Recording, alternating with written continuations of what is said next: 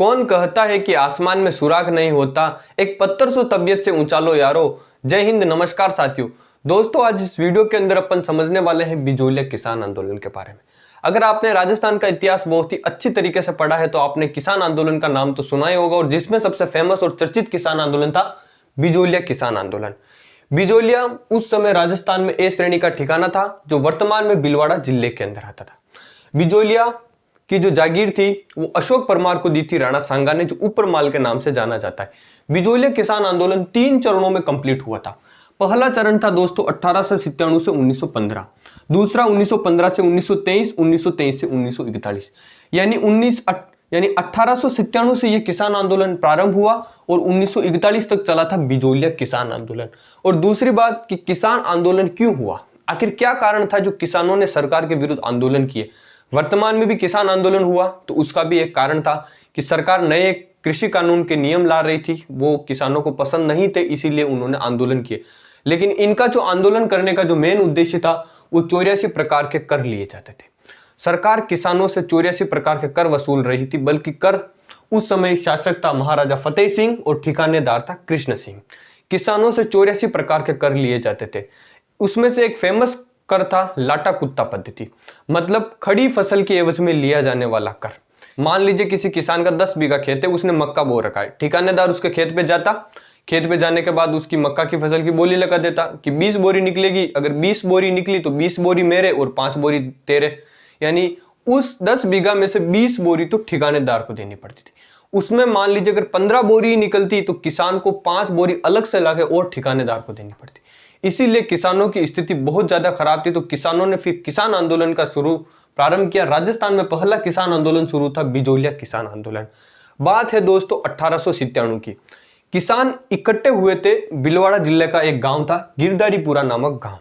वहां पर एक व्यक्ति था गंगाराम धाकड़, यानी बिजोलिया किसान आंदोलन में जो सर्वाधिक किसान थे वो धाकड़ जाति के संबंधित थे। और राजस्थान में सर्वाधिक पाए जाने वाले वृक्ष है वो दोकड़ा के वृक्ष है। गंगाराम धाकड़ था, उसकी मृत्यु हो गई थी। उसके 12वें पर यानी मृत्यु भोज पर किसान इकट्ठे हुए थे। सभी किसान बैठे थे, पंक्ति से खाना वाना खा रहे थे, चाय पानी पी रहे थे, आराम से किसान बीड़ी तंबाकू पी रहे थे।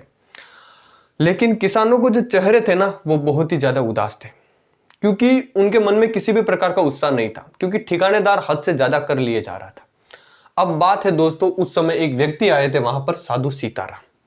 साधु सीताराम भी उन किसानों के पास में बैठे हुए थे। साधु सीताराम जी ने कहा कि किसान भाइयों, आपके चेहरे उदास क्यों है? आप तो हमारे देश की अर्थव्यवस्था में सबसे ज्यादा योगदान देते हो और आप ही उदास क्यों? ऐसा क्या है कि आपके चेहरे उदास है? कुछ तो कारण होगा, बताइए। किसानों ने कहा कि साधु महात्मा जी क्या बताए, जो ठिकानेदार है वो हमसे 84 प्रकार के कर ले रहा है। हमारे पास खाने के लिए एक दाना नहीं बचता है, पहनने के लिए कपड़े तक नहीं है। अब हम करें तो क्या करें? तो साधु महात्मा जी ने कहा कि बात तो सही है, तो आपको किसान आंदोलन शुरू करना चाहिए। किसान आंदोलन शुरू करने से पहले साधु सीताराम ने एक बात और कही थी कि आप आंदोलन करो, उससे पहले एक बार महाराजा से पूछवा लो। क्या पता महाराजा आपसे वास्तव में कर ले रहा है या महाराजा कर ले नहीं रहे और बीच में ठिकानेदार आपको पागल बना रहे, यह भी बात हो सकती है। तो किसानों ने कहा ठीक है। 2 व्यक्तियों को तैयार किया जिनका नाम आपको याद रखना होगा, नानक जी और ठाकर जी। इन दोनों को तैयार किया। इन दोनों को एक चिट्ठी यानी एक पर्ची लिख के दी कि यह पर्ची आपको महाराजा को जाके देनी है। तो नानक जी और ठाकर जी गए फतेह सिंह जी के पास उदयपुर के अंदर। अब महाराजा जी से इनको मिलने का समय नहीं मिला और इनकी हिम्मत भी नहीं थी कि ये महाराजा से बात कर सके। आज आप कलेक्टर के ऑफिस में चले जाओ ना, तो कलेक्टर के सामने बोलने की आपकी हिम्मत नहीं रहती है। वही बात थी उस समय। नानक जी और ठाकर जी महाराजा जी के पास तो चले गए, लेकिन उनको बताए कैसे बोले, उनको डर लग रहा था। तो उन्होंने जो वो चिट्ठी थी वो महाराजा जी का जो कमरा था ना, फतेह सिंह का कमरा, उसके बाहर डाल दी और ये वापस आ गए। लेकिन फतेह सिंह को वो जैसे ही चिट्ठी मिली और फतेह सिंह ने पूरी चीज को पढ़ा और उसको पता चला कि बिजोलिया में किसानों की स्थिति बहुत दयनीय है। तो फतेह सिंह जी ने एक आदमी को नियुक्त किया और उसको बिजोलिया भेजा। उसने बताया कि स्थिति दयनीय है। लेकिन घटना का पता चल गया था ठिकानेदार कृष्ण सिंह को। कृष्ण सिंह ने नानक जी और ठाकर जी दोनों की बिजोलिया के आने पर रोक लगा थी और एक नया कर स्टार्ट कर दिया था, चौरी कर, यानी 5 रुपए का कर था। यह कर 1903 में लागू किया था कृष्ण सिंह ने। चौरी कर मतलब किसी किसान को अगर अपनी बेटी की शादी करानी है तो 5 रुपए ठिकानेदार को देने होंगे।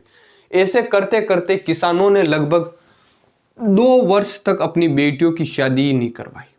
लगभग 200 लड़कियां उस समय कुंवारी थी, 200। जैसे तैसे करके ये कर 1905 के अंदर समाप्त हो गया और 1905 में ही कृष्ण सिंह को इसके पद से हटा दिया गया। उस समय 1906 में नया ठिकानेदार आया था जिसका नाम था पृथ्वी सिंह। इसने भी आते ही एक कर स्टार्ट कर दिया था तलवार बधाई। तलवार बधाई कर का मतलब कोई भी ठिकानेदार, जो नया ठिकानेदार गद्दी पर बैठेगा उसके लिए कुछ कर दिया जाएगा गद्दी पर बैठने के लिए। तो इस प्रकार किसान आंदोलन ये पहला चरण था 1997 से लेकर 1915 में विजय सिंह पथिका के इस आंदोलन से अब जुड़ जाएंगे।